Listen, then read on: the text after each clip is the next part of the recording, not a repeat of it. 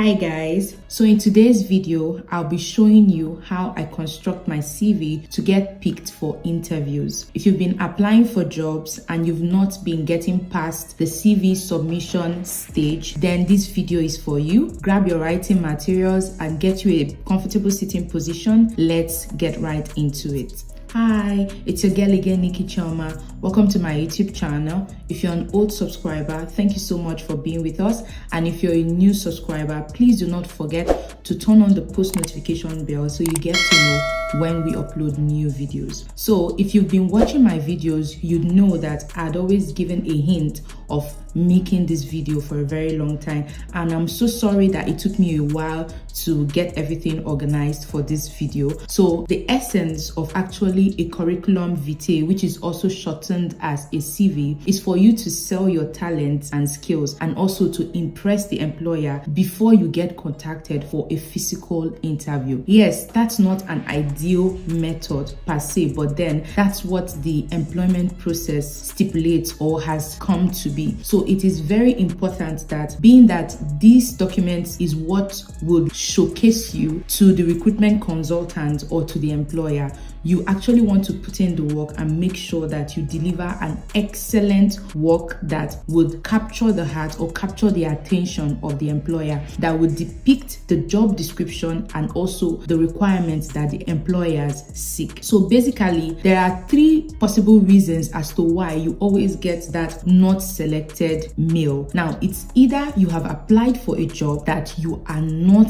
eligible for, and that is a no-no. I will give you an example. It's like seeing a job saying that a software developer is needed, or the requirement is that you must be a software developer and you should show softwares that you've developed. And then I know that I am only computer literate, and then I go and apply for those jobs. Yes, I don't meet the eligibility criteria for those jobs. Another example is maybe the job requires a BSc or an MSc, and then you don't have, all you just have is a school leaving certificate or a secondary education or a high school education, and then you move forward to go apply for those jobs. You know you won't get it because you don't meet the eligibility criteria. But that's not what this video is about. This video is for those who actually meet the eligibility criteria but still don't get selected. Now, the reason could be that you are not streamlining your CV to capture the job descriptions and the requirements. In this video today, I'll be using an example of a teaching job, a teaching assistant job, to actually show you how you could actually streamline your CV to actually align with what the employers want, and you could also get selected for an interview. When you go to job sites like Indeed and all that, when you submit your details for certain jobs you want to be notified for, when the job notification comes in, or when jobs are being posted in that field, you get to see several steps. Like, you could see eligibility requirement,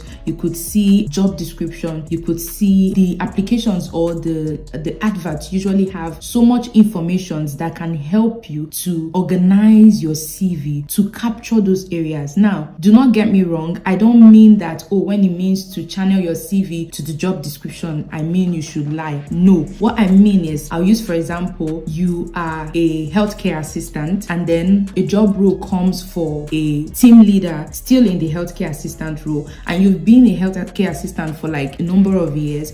You have done certain certifications, you have led a team, but you don't have the certification for that. And then most of the employers too will tell you that even though you don't have the certification, there is room for you to work towards getting them. So that's fine. Apply for those jobs. Put in jobs that you've done. For example, I've done personal care, I've done this, I've done that, I've done this. If it's a teaching job, I've taught here, I've taught in primary school, I've taught in a secondary school. Put in those things you've done, and don't just put them in ambiguous terms. Put them, streamlining them to what has actually been listed in the job description, because that's what will help you land those jobs. And if you have any certification, put them. And you know that it's never possible for you to use a CV using applying for a job as a healthcare assistant to also apply for a job as a nurse or as a pharmacist or as a doctor. It's not possible because no two jobs have the same job description. So there is always need for you to always work on your CV before applying for each job to make them specific for that job you are applying for, because most of these organizations have recruitment consultants whose job are to scrutinize those CV you have submitted. So every little error, every little mistake, any information you skip to include in that can actually be detrimental to you being selected. It can actually result in you not getting past that CV submission stage. So guys, without saying so much, let us get right into the application process. So guys, in drafting your CV, the first step is actually the address point where you have to put, I call it the address point, where you have to put your name, your full name, your email address, your phone number, and then your home address. Please, when putting your home address, ensure that you don't put your postcode. For example, if you are in Birmingham, you can put Birmingham, United Kingdom. You don't need to put CV or BV this or BI this. Don't put your postcode. Just give your general address. Nobody wants to know the exact house and building in which you live in. It's not necessary. And also, after this, some people like to put pictures. It is very, very important that you don't upload your pictures on your CV, because doing that, you can put yourself at risk of being victimized for no fault of yours. Yes, that's totally no fault of yours. But then don't forget that recruitment consultants are also human beings. Don't forget that the hiring team, the person going through your CV, the person scrutinizing your CV is also a human being. So there can be a transfer of aggression towards you because you're black, or because you're white, or because there is a color to your skin. So it's better not to put your picture. Yes. Also, aside that, do not put your age and do not put your gender. This is particular for those in UK. I don't know of other countries, but it's UK I've researched about. But basically from Nigeria, these informations are necessary except for your pictures. Obviously, you don't need to upload your picture in a CV, but then your CV, according to the Nigerian standard, I think it requires your age and then your sex being there, which if you don't put, you probably not even get past the first CV submission phase. So it's important to know what works for the country where you are and then apply using or organize your CV using their template. Then after that, we have your CV summary. Now, this is like a brief statement at the top. It introduces you. It tells the recruitment team or the hiring team about you. It tells the recruitment consultants about you. It gives a summary. It's just like you briefly saying, okay, oh, I am so and so, I am tall, I am this, I am this. But it just gives like a brief summary about you. So it is important that you have 3 key points in mind while doing this in order for you to excellently nail this CV summary part. Now, one of them is, who are you and what is your background? The second one is, what is your most notable accomplishment? One that will set you apart. What's that thing that will sell you out? What's that thing that the recruitment team will hear and will be like, oh, this girl stands out from others? What's that thing that will differentiate you from B, from C, and from D? And then thirdly, what are your goals for this position? So it's very, very important. While answering these 2 questions, it is important that you keep this section as brief as possible. Remember that an excellent CV summary will persuade the recruiters that you are the ideal applicant. Like just looking at that first point, it already tells them that, okay, I think this person will move, without even going to see other things you've done, because you have meticulously articulated these 3 key questions into writing that. So now I'm going to read out an example of what I have drafted for a job role as a teaching assistant. So just listen, and then this will also help you understand how detailed and meticulous this is, thereby also selling you out as a person. Now let's get into it. It says, a confident, caring, and organized teaching assistant with 3 years of experience who can impact knowledge, improve learning experience, and motivate students to reach their goals. With a track record of achieving 70% academic success rate by providing person-centered and need-based tutorial support to postgraduate students and students with learning disabilities in preparing for professional examinations, as well as assisting teachers with lesson planning, classroom engagement, general assessment, and extracurricular activities. I cultivate fruitful working relationship with teachers and pupils by rekindling their interest, inspiring and encouraging them to participate in class. I have an A-level qualification in mathematics, English, and physics, good in maintaining strong interpersonal relationship and efficient communication. I'm excited to put my skills to use and learn new ones while working with XYZ organization. So you can see this. So this captures the who are you? You have explained who you are and what's your background. You stated your background. What is your most notable achievement? Put it there. If you were awarded best teacher of the year, put it there. That is what sells you. Put it there. If you are told the best tutor, put it there. That is what sets you apart from the other person. Put it there. Spice it up. Put good things about you there that would like make the recruitment team's mind like, oh, we need to have this person in our team. That's what you need to showcase. So let's move on to the next step. The next step is actually writing your CV job description / work experience. In this section, your responsibility is to summarize each of the jobs, each of the places you have worked. This is now a key component. You have to now list out everywhere you have worked, XYZ organizations you have worked. The idea is that you summarize the events or the activities, the tasks you were assigned to in those organizations in bullet points. You don't want to be writing long grammars that will fool everywhere, because ideally a healthy looking CV should be between 1 to 3 pages. You don't want to exceed that. If you exceed that, you are doing a dictionary, which nobody has the time to look through. So 2-page is perfect and good. Put every information you need to outline or every task you need to put that you've done for those organizations. Put it in bullet point. Use simple structured English language. You don't need to write in terms that is going to confuse everybody. The idea is for you to summarize these points or your tasks in bullet points. Avoid discussing these tasks. I've already said that. Limit work experience to those that are relevant to the position you are applying for. Limit it. Those that you know that they are not relevant, just take it out. Put it like, if it's 5 per each organization you've worked, just list 5 essential.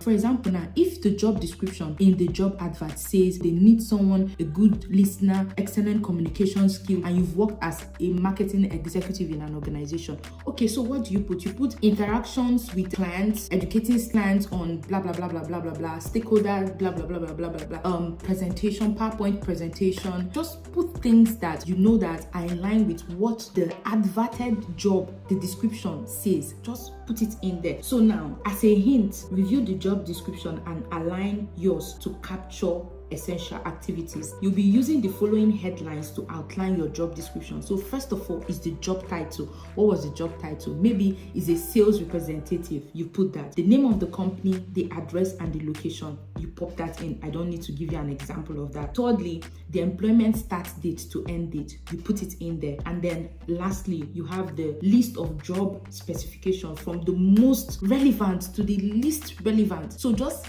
keep it to the barest minimum. 5 is okay. Just list out 5 from all the places you've worked in, and that should be okay for you. Just make sure that they align with the job description listed in the job you are applying for, the advert of the job you're applying for. Just align it to that and you are good to go. I'm going to be showing you guys an example of one that I have done. Listen to this. An example is like a teaching assistant role. The name of the school is All Saints Primary School in Boston in United Kingdom. The person started from April 2022 till date. Now, what was the task or what was the responsibility assigned to this person? Now, 1, coordinating and engaging students in extracurriculum activity. 2, tutored and mentored pupils individually and in small groups to reinforce learning concepts, assisted in curriculum and lesson plan preparation to meet schools' objectives, advocated for specialist learning material for students with learning disability, effective communication, interaction, risk assessment for service users. Are you saying just pop it in? So if you have a job description or a job you're applying for that probably states, oh, have you worked with those with learning disabilities? And you know you have done a care job. Now, there is a way you can link your care job to actually a teaching assistant role. Now, yes, because if you're teaching in a primary or a secondary school, or probably you're teaching in areas with pupils that have learning disability issues, then you can pop that in. You say, I've cared for adults, I've cared for children, I've cared for teenagers with learning disability. So I feel the skills I have developed in nurturing those people, I can also put it there. So you pop it in. So everything is all about transferable. Your skills can be transferred. The skills you've developed, they can all be transferred. So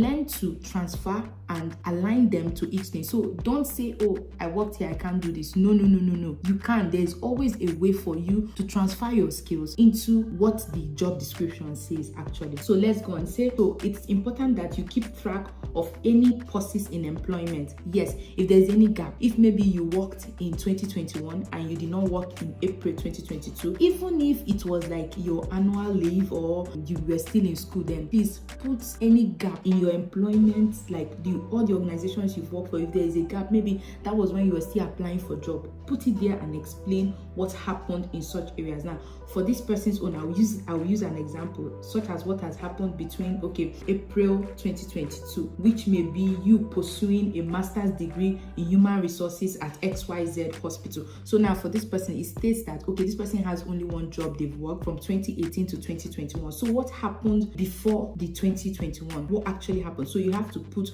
what you were doing. Even if you were doing a master's, then impute it. Even if you were searching for jobs, then impute it. Even if you were still in school, just put it there. They want to know. Nobody is going to take a phone and start calling you and what were you doing in so time and so time. So you have to give them all the information they need to know about you, because at that first stage, nobody is going to call you. They're just going to judge you based on what they've seen on your CV. So if you don't put that and they need to confirm, and confirming that or a gap in your destiny is part of the criteria they are marking you against, then you know that you've not moved on based on that. So impute every information. It is key. Don't skip anyone. So then let's go on to the next one. Now the next one is for you to list out all your educational qualification. Yes, all educational qualification. Now people enter the recruitment industry in a variety of ways. Whether you have a BSc, an MSc, or you just got your GCSE, your education must be properly and thoroughly documented. It is important. So you have to list them. Some people start as far back as their high school. Some start as far back as primary school to start listing at educational qualifications. See, whatever you do is up to you. If you want to start from your secondary school, if you want to start from your primary school, it's all left to you, because ideally what you're now showing the employer is that you are technically showing them every stage of your life as you've progressed, every qualification you have obtained, and that is already a selling point for them, seeing that you have these informations and you are actually putting them. That means you're not leaving them to wonder or think through what you were doing before you got your WAEC or your NICO, or before you passed your English and mathematics test and all that. List your degree in the following order. You have to be orderly. So you list them in the following order. First of all, you start with your degree class. Whether you graduated with a distinction. In Nigeria, we have 2-1, 2-2, third class and all that. So it depends on what is obtainable in the country where you are. If there's a way that the degrees or the degree classification are actually listed out, please do it in that order. So the first thing is to put your degree class. Then secondly, degree type. Is it MSc? Is it OND? Is it BSc? Like whatever. Is it A level? Put your degree type, because you're not going to leave people to assuming that it's an MSc you did when you did not put it there that it's an MSc. It's wrong. So then the name of the degree, is it in nursing? Is it in education? Is it in project management? List it out. And then the year you graduated or the year you received that certificate. Mostly in some countries, they have the year of issue in your certificate per se. So try to make sure that that year of issue is actually correct. Not like it would hamper anything, but just make sure that you have the correct information about yourself, because most times these recruitment team actually keep your CV, select you, and then they want you to provide those things you have listed, those qualifications and certifications you said you've listed in your CV. It's important that you do not lie, because if you've put that, or you have certain skills, let's say you are a project manager and you don't have any certification, you've never handled any project, you cannot deceive yourself. So try and put educational qualifications that are true and not a lie. And then the name, finally, the last one, after you have put the year you graduated, you now impute the name of the university you graduated from. So it could be anywhere. It could be University of Nigeria, it could be University of Birmingham, it could be University of Coventry, whichever school you graduated from. So just put it. So I'll be showing you an example of how everything will look now when you put them all together. So this is like a 2-2 MSc Project Management, February 2021, University of Manchester, UK. That's one example. Second, 2-1 BSc Education, December 12th, Niger Delta University, University, Bayelsa State, Nigeria. So that's like what it looks like. So you can just make it very simple. It's just like approximately 2 lines. So you're just listing out points, and it's very, very important. So the next stage is your skills. This part helps you to separate yourself from other applicants by highlighting your primary areas of experience in a bullet point.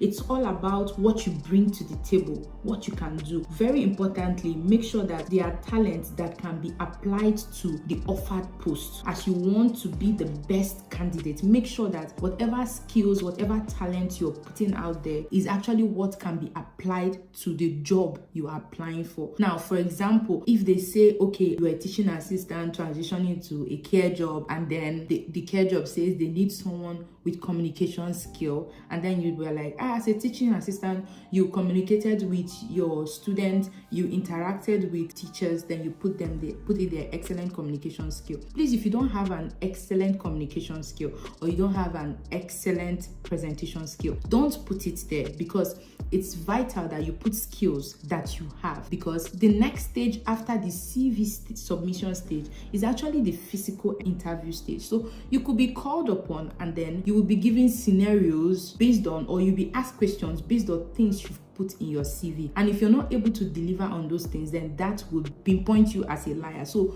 put skills that you have. If you have communication skill, put them. If you're very good at communicating, put them. Now I'll give you examples of skills that are in line with the teaching assistant role. Example: effective communication and public speaking skills, classroom management and conflict resolution, student assessment and engagement, good teamwork and organizational skills, time management skills, problem solving and presentation skills, contextualized teaching and leadership, and analytical skills. Like, these are skills that are relevant for teachers or lecturers alike, because they will be interacting with students. So you need to have this communication skill. And as you can see, it's been listed in order of like the most relevant to the least relevant, because without communication skill, you can't pass knowledge. You can't teach anybody. So it's very, very important that you're able to communicate. So when you're also streamlining your skills and your talents, make sure that you put the most relevant to the job you're applying for,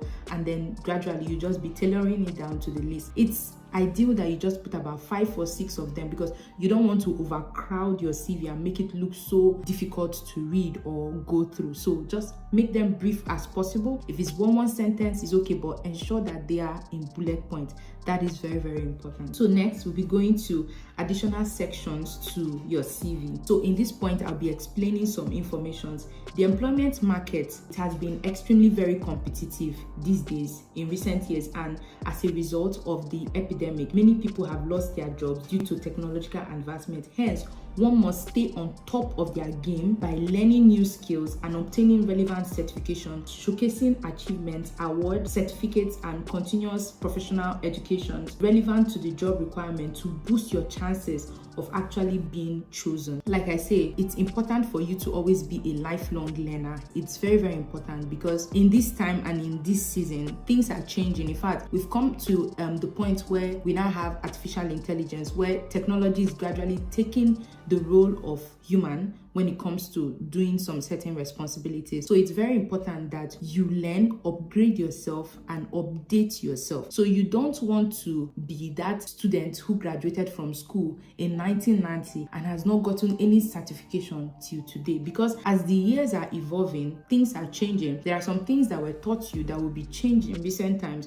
or that will be outdated, that needs to be updated. So it is important that you get certifications, and these certifications, for crying out loud, they are not difficult to get. If you go on LinkedIn, there are some certifications you can do for free or on subsidized fee, on FutureLearn, on Coursera. Like, there are so many learning platforms that you can actually go and do, and most of the times the courses are not even long. Some you can even finish them in a day, some in a week. You just have a few hours and then you are done. You just watch the video, do the test, and get the certificates, and you know that, oh, okay, you've gained an experience or you've gained knowledge. So it is very, very important, because in this section you'd actually be now showing extra things. These are the the things now that you want to use and tell them that this is what distinguishes me from A. I have this certification, I have this certification, I've done this program, I have this.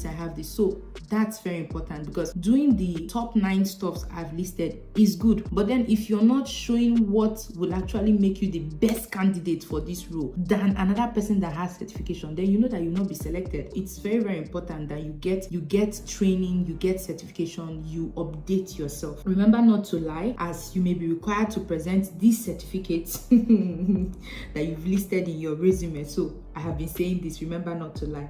Also, if you do not have qualifications relevant to this post, but you have had an internship or a voluntary experience that is related to the role, please list them, as they also demonstrate that you have necessary technical and professional skills. Now, most of us are not, did I say, lucky enough to actually be able to do certain certifications. Now, if finances is your restraining or constraining factor, it's fine. If you volunteered in a role, if you've done an internship, then it will also fly. You can also use the skills you've developed there to show as achievements or to show as things you have done. Now, for example, if you volunteered in a hospital and you got the best staff of the year, definitely they give something for that, right? So you put it there. You've volunteered, you've done this, you've done that. So just put it there. So that you don't have certifications to show doesn't mean you shouldn't put up something in your additional section. That is where you sell yourself. That is where the best communicator comes in. That is where the best PowerPoint presentation comes in. That is where the best dissertation comes in. Just put it there, sell yourself, make yourself outstanding, and that's all that counts. So next, I'll be showing you some examples of achievements of someone, like achievements, awards, certifications, and continuous professional development. Now, these are like teachers training program, July 2022. That means this person has undergone a teachers training program and has gotten certified for that. Best volunteer teacher award. You see what I told you? Whether you've done a voluntary role, an internship, whatever you've done that maybe you got an award or something, just pop it in there. Sometimes they don't ask you for these things, but sometimes some will say, okay, let us see these things you've done. And even if maybe you have awards that are not physically being presented, that doesn't make you a liar, but just sell yourself. Actually sell yourself. Created an after-school tutoring program for pupils lagging and those with learning disabilities, with 60% increase in academic performance. Are you seeing how this person is selling herself? This is not necessarily a certification. This third point is not necessarily a certification, but she has told you that through her providing this tutorship and mentorship program for these students, they have their academic performance increased, which is also an advantage. So any employer, any school looking for a teaching assistant that sees these details she has put there will be like, wow, she helps students and their performance increased by 60%, learning disability.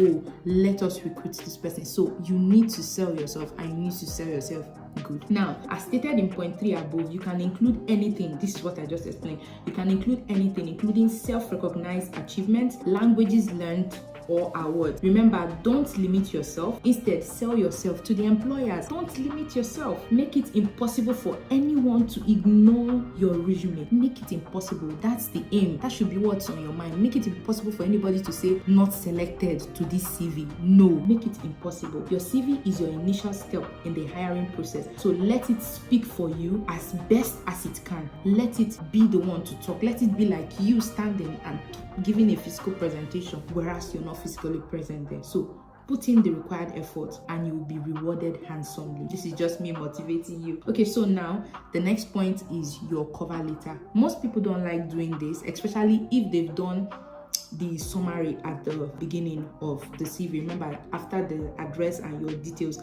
the next thing was for you to put a CV summary about yourself. So most people feel like they don't need to put the cover letter, but according to reports, 60% of employers prefer applicants to include a cover letter within their CVs. Now, there are also templates. I'll be showing you templates for this. It is important. They may not tell you they want it, but ideally they want to see it. So just add it, just to be on the safe side. Since you know that nobody is going to call you to say, why didn't you include your cover letter? So just put it there so that you will save yourself the stress and the anxiety of worrying and praying that the job you've applied for, cover letter should not be the criteria they are grading your CV again. So just do it. It doesn't take anything. It doesn't take anything. You can do it. The template is as follows. The template I have drafted is as follows. The first paragraph now. your professional background. Now you're putting up your professional background where, as well as your most significant reason why you are the strongest choice for this job. So you're telling them your academic, your career, everything you've done, and then why you're the best candidate for this job. Then the second paragraph, like the 3 most compelling reasons for your fitness for this role, your accomplishments and the initiatives you have executed at your workplace. Now, have you solved problems? Like, I will use myself for an instance. I remember my BSc project work. Now, my BSc project was coined from the fact that in the neighborhood where I lived, mothers were actually complaining at that point in time that, okay, before then actually, that the cough syrups they were giving to their children was not being effective. Like, they literally just buy this cough syrup and it's not working. So they were just wondering, is cough syrup real or is it a scam? So what I had to do now, I had to submit a proposal telling my supervisor that this is what I wanted to work on. I wanted to find out what was the actual cause of this problem. And by so doing, I was able to find out what was the problem. So there were like contaminations during use, and some of them like overused the product beyond its shelf life, making it ineffective for them. So these are instances, these are things that you can put when you're doing your statement, because you know that you don't have space for you to put them in your CV because it will be cumbersome for you to explain. Now, but in your statement, you are at liberty to write as many words as you want to. So you can pop that there and say, okay, this is an accomplishment. This is what I've accomplished. This is a problem I've solved. Okay, maybe your team did not do well in a task that were given to them, and then you came in and you coached them and you mentored them and they delivered and they did well. These are places where you put such information. So you put them there. Now, the third paragraph, you explain your real interest in the firm and what you are or will add to the team. Yes, every organization want to know what you are bringing to the table. It's not about them giving you, it's also what are you going to give to us when you come. So what do you intend to give? So this is just where you have to just read a bit, and most of these adverts, they actually leave some information about the organization. They tell you how the organization is, blah blah blah, if they are inclusive, if they thrive in equality and all that. So just do a little research. It won't take you so much time. You just pop some things that you feel like, oh, this is a shortcoming you guys have. Maybe you don't have any black person, or you don't have anybody from my race, or you don't have anybody of my gender or my sexual orientation. Now, me coming into this team, I'm going to be bringing this to the team, I'm going to be bringing that to the team, maybe I'm going to be bringing new ways of doing things, blah blah blah. Just put things that you can bring to the team. If it is motivation, if you're good with motivating people, you're good with mentoring people, you're good with coaching people, bring it to the team. Tell them that's what you'll be bringing to the team. So what is in your hand and what are you bringing? So it's not about what the organization gives to you, it's also what you give to the organization. So then finally, ask for an interview / feedback response with confidence. At the end of your statement, tell them that you look forward to hearing from them for an interview. You look forward to seeing them one-on-one to discuss your job opportunity further. That is you being confident and telling them that, yes, I know that I'm qualified for this role, I've put in my best and I've applied. So just put it there. It will also sell you. It might not be very, very significant, but if I'm the one reading that and I see that, I'm like, oh, what a confidence, I like that. So you might not know if they're also, confidence is part of the criteria they're also measuring you against. So when they see that, they know that you're a confident person, you're bold and you are audacious. So you also stand. So put it there that you look forward to hearing back from them. Now that we are done with everything about your CV, I hope this has helped you. It's important that you narrow it to your own CV. Now, what I'm not asking you to do now is not to go and do copy and paste. When you want to apply for a job, actually sit down. Like for me, it takes me 2 to 3 days to actually apply for a job. The first day, I read every information about the job and make draft of specific things. Like I make draft of description, things they've outlined as what they are looking for, requirements and all that. Then I look at it that same day again, and then I try to see things that are duplicated. You know, there are some requirements that they put twice. You know that this is very, very important. They just give you hints of things that they need. Then by the next day, you start drafting your CV. So don't just carry any CV and just dump and submit. Try to always work on your CV and make it, update it. If the last time you applied for a job was in 2019, you know that the same method of job application, it's not the same. The world is evolving. So learn, upgrade, and try new ways of doing things is actually going to be helpful. So towards the end, I've put up a CV rule. Now I'll be reading out these rules to you guys, so please, very, very important, if you've not heard anything that I've said today, take these rules. They are very, very vital and they are very, very important for you. So it is preferable to earn extra points with your CV than for you to be losing. It's better for you to gain than for you to lose, because any mistake, no matter how minor, can cause you to be screened out of the recruitment process. I've said that before. Like, they have, most of these organizations, they have recruitment team that their job is just to scrutinize the CV. Their job is to, so as they pick up your CV, they're already circling things. No, things you're missing out. Oh no, you did not capture this, you know. At the end of the day, if they check it against their criteria, you did not cross maybe the cutoff or whatever they are looking for, the baseline or something, they just dump it. That's why most times you get the not selected. So it's better for you to be gaining point than for you to be losing point, which is why I told you at the beginning, put every information there. Put every information. It is relevant, so that you don't go back and be like, hey, I wish I put it to, or would they consider it, or would they put it, so that you know that you've done your part. Do an excellent job and watch and see, because there is nobody that puts in the effort on structuring their CV that doesn't get the job. It's not possible. It's except maybe you are not eligible for that job. That's when you don't get it. But if you're eligible and you do everything you're supposed to do, you will get it. Most definitely you will get it. So no matter how minor you can be screened out of the recruitment process. And I'm sure you don't want your hard work. You do not want your hard work to be thrown away. Something you've spent your time. Imagine me spending 2 to 3 days on the system trying to organize my CV, and then they are throwing me out because I forgot to put my job qualifications or the gap in between, the gaps that I did not, the period I did not work, I did not explain what I was doing those periods. That will not be good on my own part. In summary, remember the following guidelines when creating your CV. I call this my CV dictionary or my CV bulletproof. So have them. When you finish doing your CV, look at these things, these points that I've listed out, and make sure that you are not lacking or faulting in any of them. Please, it is very, very important.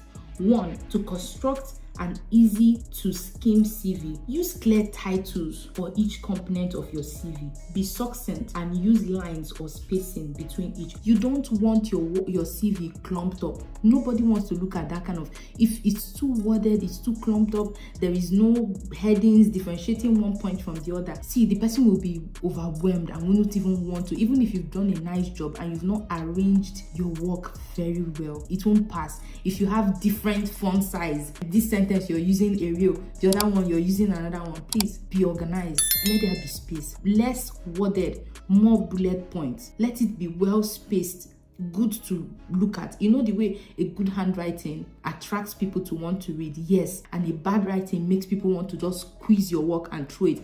That's the way a worded CV makes someone want to just discard your CV, and a well spaced and organized CV attracts the person, like, oh, the person you have seen, oh, this is nice, oh, this is nice, yes. So you want to attract them even before they start reading. Let them just look at your document and see that you have organized your work in an excellent way. Secondly, employ simple font size and font. Employ simple font and font size. Arial fonts in size 10 to 12 is okay. That's okay. If you want to go above, then fine, but make sure that you have a unanimous font and font size. Is very, very important. You don't want to have some having a font size 10 and some are in font size 14. Make them unanimous. Thank you.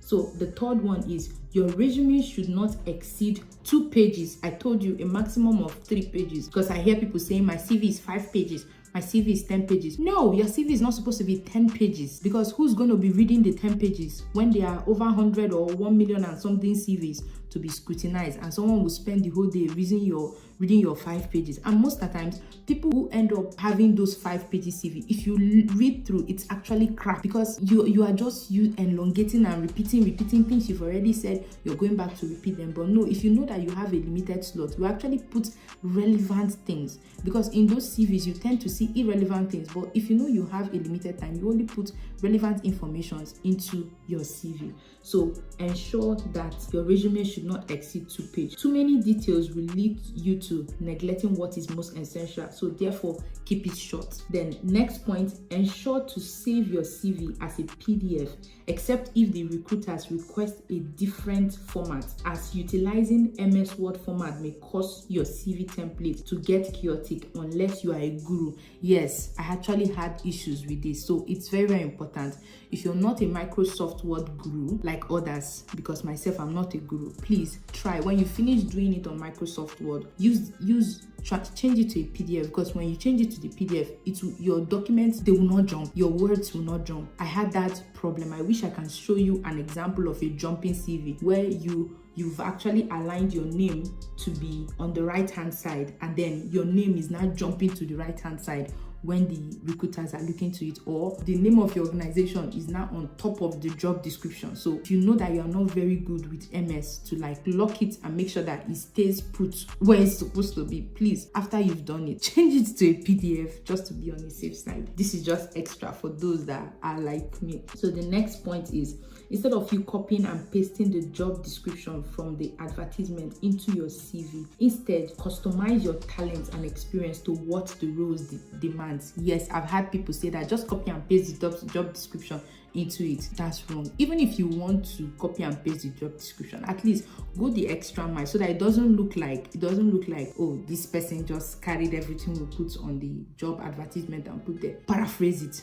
You don't want to do the work, at least just paraphrase it now. Paraphrase it so it doesn't seem like word for word or verbatim. You just copied and just dumped it here. Paraphrase, but then you don't need to, because you just need to look and then organize yours to tally that. So you actually have to do the work. So there's no shortcuts to it. And even if you can't do it, there are actually CV libraries where you have to send in your details and they structure out the CV the way you want it to be. You just have to pay for it. So you cannot waste the time to do the work and you have the money. Then you pay these people, let them actually structure a nice CV for you, instead of you just applying for the job recklessly, and then at the end of the day you're disturbing everybody, complaining that you were not selected for the job and you actually put in the time when you did not put in the time. So it's very, very important. Do not copy and paste. Please avoid it. It says everyone can create a professional CV, but if you are unsure or require additional assistance, you may use online CV libraries to review your CVs and provide feedback. Yes, I've used one of that. I think I used the CV library online. They actually reviewed my CV, and then there was an organization I applied with, and then at the end of the day they gave me a feedback that, oh, that was like the first time I started applying. Oh, your CV, blah blah blah, you did not do this, you did not do that. That was when I captured age, I captured my picture,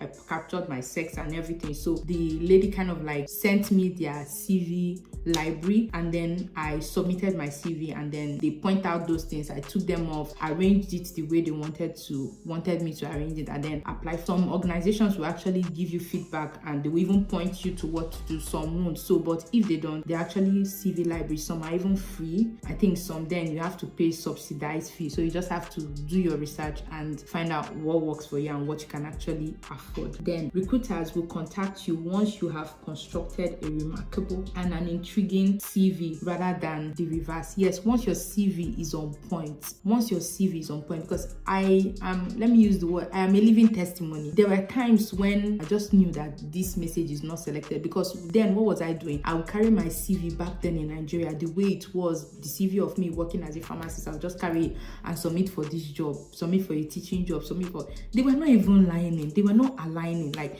the job description is going this way, your CV is going this way. So of course they will tell you not selected. It was not until I started putting in the work and actually doing it. And once I did it sincerely, I was the one being chased. Like it got to a point where I had to like take a pause on applying for jobs, because if I applied, I would get it. It's very, very important that you construct a remarkable CV that nobody can resist or say no to, please. So these are my CV rules. I hope they've been helpful. You can even print them out and keep them somewhere, keep them on your phone, keep them on your devices. When you're structuring a CV, just look at them and then take one or two things from them. It's very, very important. So thank you so much guys for listening, and do not forget to send me your testimonials. I would love to know those of you that have actually applied these tips I have taught today. If you've applied them them, whatever result it yields for you, please let me know. I'd like to know what these tips have actually yielded, if they were able to improve your chances of being selected for an interview or not. God bless you guys. Till we see you again.